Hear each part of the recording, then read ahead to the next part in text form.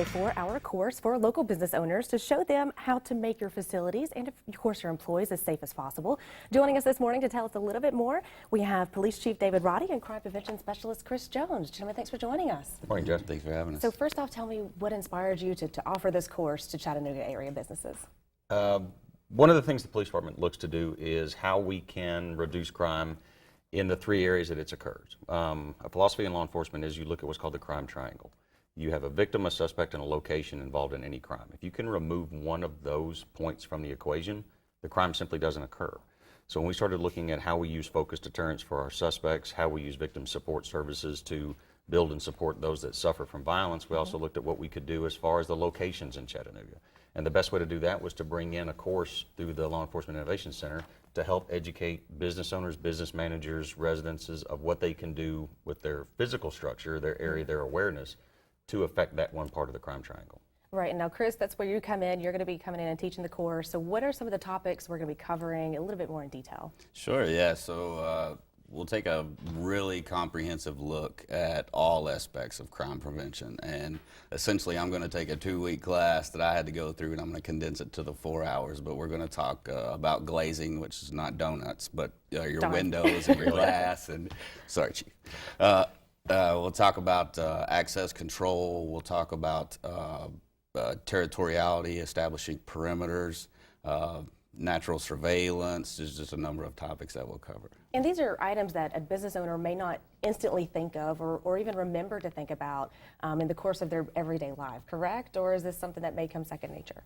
I think it's probably going to be a mixture of both. I mean, a lot of the topics that I've seen Chris do and other courses that I've attended, it's where all of a sudden the light bulb goes on and you're like, oh, I can't believe I didn't think of that. And some of them are simple solutions. It could be light, it could be fence, it could be whether a door opens here or closes there, but some of them involve much greater instruction, and that's why we're very happy to have people at Chris's level to be able to come in and teach our community members what they can do. Now, is this course for someone who has a large business or even the smallest of business owners? It applies to everyone. Okay. So even if you don't own a business, if you want to know how to make your residence or your neighborhood more secure, or if you own 12 businesses, so it applies to pretty much anyone that wants to attend. And you mentioned 4 components of security kind of in the pamphlet for the class. What are those 4 components? Yeah, so I apply a very comprehensive approach to crime prevention, and we'll start with environmental, which is one of the concepts, and that's, can you establish a perimeter, or when people are on your property, do they know that you're on your property? And you can do a lot with the environment, trees, shrubbery, etc. The next one is we'll look at structural. So are your doors, your locks, is your facility as sound as possible? The next one is electrical, and that's remote monitoring, access control, mass notification systems, what's available or what could you get. And the last one is procedural, and that's the one, at least in my experience, that's been the most overlooked. We have so many unfortunate tragedies with these active shooters and stuff, and it's really heartbreaking. There are so many procedures that these companies implement through employee orientation and follow-ups later, but active shooter typically isn't one of them.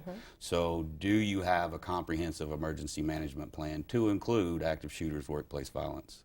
Because the scope of our threats changes, I mean, year to year, if not daily to daily, and so it's important to think about all aspects of that. So what are some things that business owners can do right now that may be on the cheaper side of things to make their businesses a little bit safer? I know you're talking about procedural changes, but what other tips do you have without giving away everything for next week? Sure.